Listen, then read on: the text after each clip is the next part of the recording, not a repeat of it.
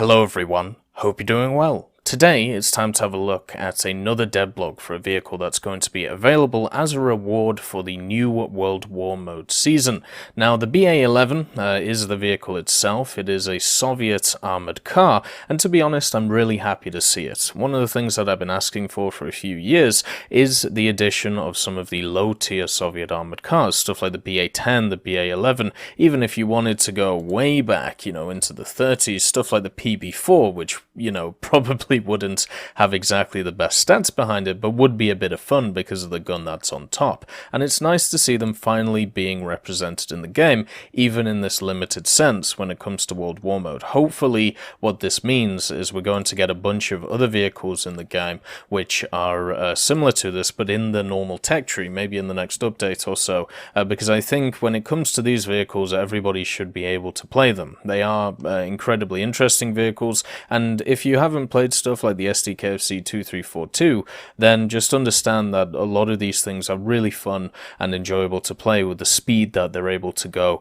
and also the guns that are on top of them, which are incredibly, meta guns. So let's get into the BA-11, and I'm mainly going to be using a source from CAID, which is a forum post, an advocation post for this. CAID is one of those members of the community who makes a ton of posts like this, and his information is always top-notch. I'll make sure to link it in the description so you can see it yourself, but understand that CAID making these articles and getting some of them passed to the developers is absolutely wonderful. So the BA-11, it was a continuation of the less successful BA-5, and these two machines were designed to replace what is known as the BA-10.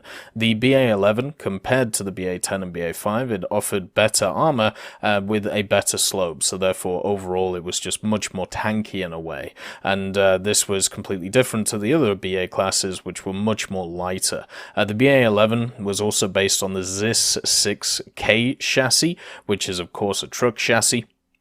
And there was two variants built. You had the BA-11 and the BA-11D. The differences between them is mainly the engine. So the BA-11, it had access to a gasoline engine, and you can actually tell the difference between a BA-11 and a BA-11D by the front of it. Basically, the BA-11 has this, it has basically a grille on the front of it, whereas the BA-11D, which is its other version, this is a diesel version. It has instead like kind of two bumps in the front, so no real ventilation going into the front of it. So you have the BA-11, which is the one that we're getting with the gasoline engine. Then you have the BA-11D, which is the one with the diesel engine. This could easily mean that one of these variants gets into the game in World War, which we see, and then the other one is just a standard tech tree vehicle. This means just alongside like the Phelps, where we have tech tree equivalents of these vehicles, this is why I like these vehicles being,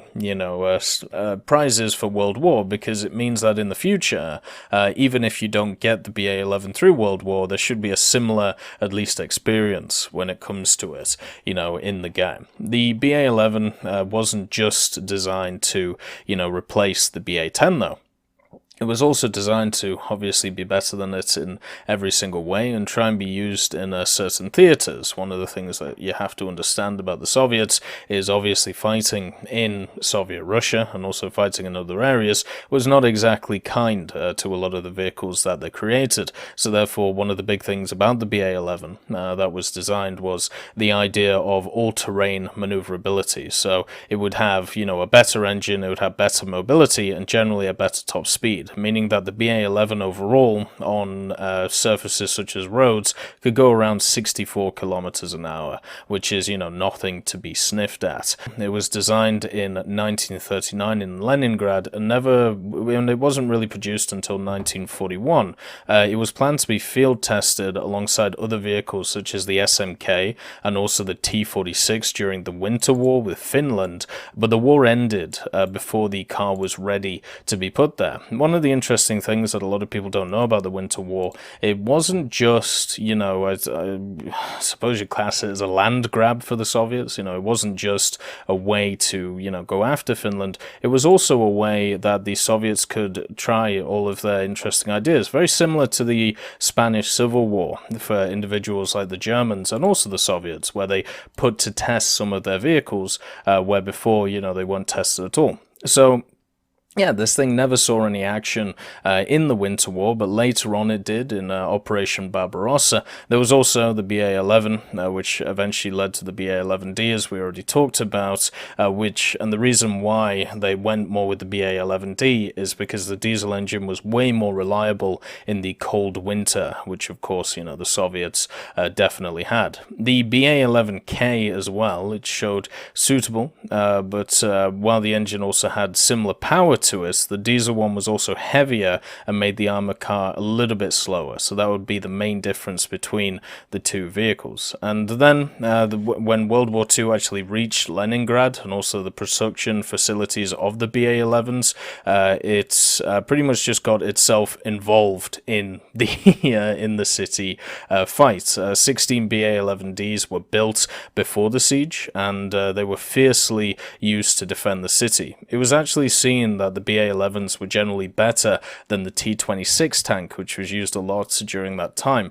They had better armor, they had better sloped armor, they were also faster, and also they had very similar firepower in the form of the 45mm, the 20K 45mm as it was known. So the BA-11 was just seen as not just better than the T-26, but also better than its German armoured car counterparts, which also struggled to work during the harsh winter. So the BA-11D just came out on top of pretty much everything that was fighting at the time, showing that it was, you know, a vehicle which was used, you know, quite extensively. If only they'd made more of them, or if there was more of a reason to make them. Another thing is the fact that it has 4 crew members.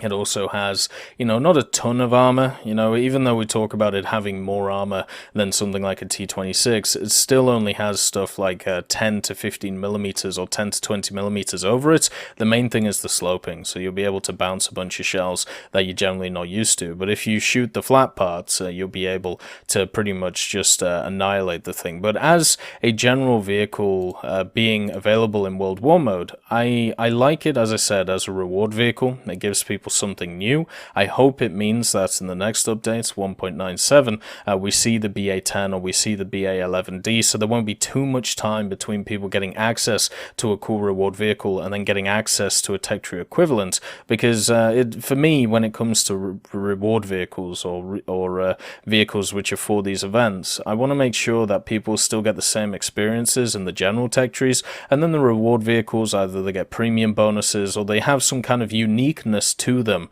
which would mean that they are cool collector items. The other thing as well is we haven't had any word on whether these vehicles are going to be couponable. Obviously the Sublinder and the H75 and all of the other stuff from World War mode was couponable, meaning that it was available on the Gaijin market, but there's been no news about if that's changed. The only thing we know is that the way to gain these vehicles is going to be changed, but we haven't been told how. And there is some confirmation once again of certain things from the Russian side of things, if you go to the Russian Devblog. So the first one is from Sergey, and Sergey asks, will it be difficult to get this monster?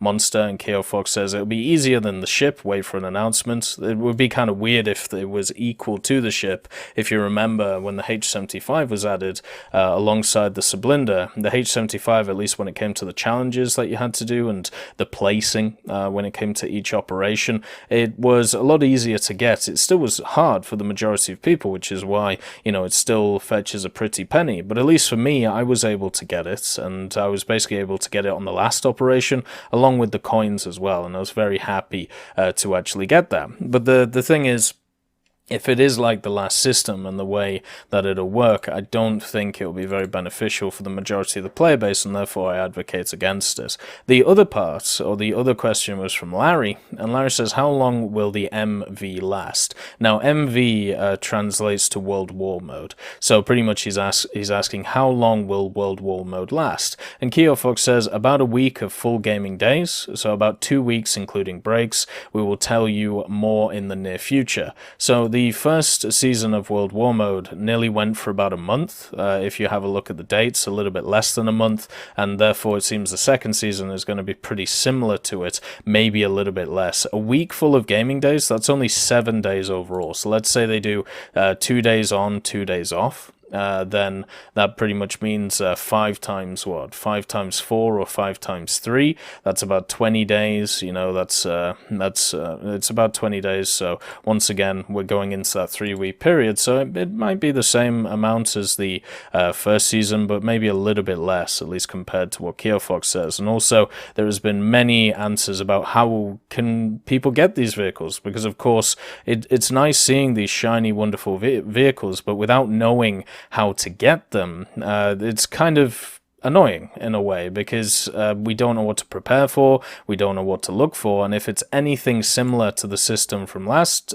time or last year when the first season happened, I really think it would be a negative thing. I think it would be much better if these vehicles were much more open to community members, because the thing is, like, machines like the Sublinder have a bad taste in a lot of people's mouths because of the fact that it was linked to World War Mode, and because of the fact that, first of all, they changed the requirements for it in the middle of the season, and then reverted or changed some other requirements for it. There was a lot of tomfoolery when it came to the general way the rewards actually worked, and I think it would be much better if you want World War Mode to be a success and to get individual players involved instead of just squadrons. The way to do it would be to actually make these vehicles maybe not easier to get, but do them around a challenge sense instead of a top rated sense.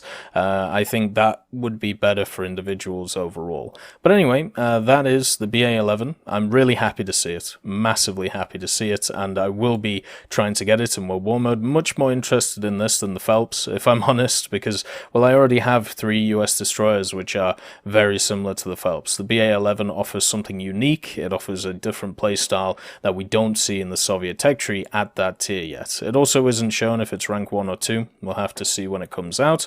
And the other thing is, if you're interested in World War Mode from a squadron point of view, we have Techies, which is recruiting. Find the information on the Tech Hub Discord. The link is in the description. And then, of course, we have Tech WS, which is going to get involved as well. And then we have Class and Class 2, which have no requirements in order to get in. So if you're a person who doesn't meet the requirements for the Techies squadrons, then you can join Class if you want to. If you need any more information about the Class squadrons, please go to Matrix on the Discord. He's one of the administrators over there. He's very nice to talk to, so you don't have to worry about anything. I hope you all have a wonderful day, and I'll see you next time.